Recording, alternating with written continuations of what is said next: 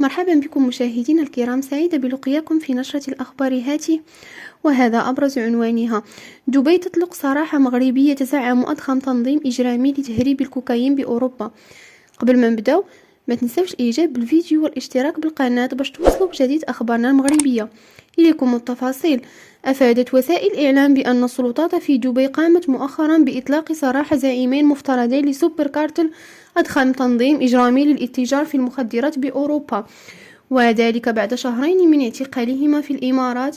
وبحسب المصدر ذاته فإن السلطات الإماراتية في دبي منحت السراح المؤقت للمواطن المغربي في انتظار إجراءات ترحيله إلى هولندا، حسب ما صرح به محاميه غيويسكي للصحافة الهولندية.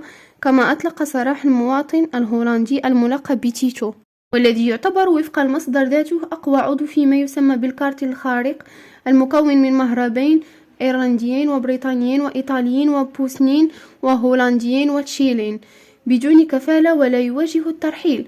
ويعتقد أنه يتحكم في ثلث تجارة الكوكايين في أوروبا. صرحت حينها أنه تم اعتقال 49 مشتبها به في مداهمات شملت فرنسا وبلجيكا وإسبانيا وهولندا والإمارات.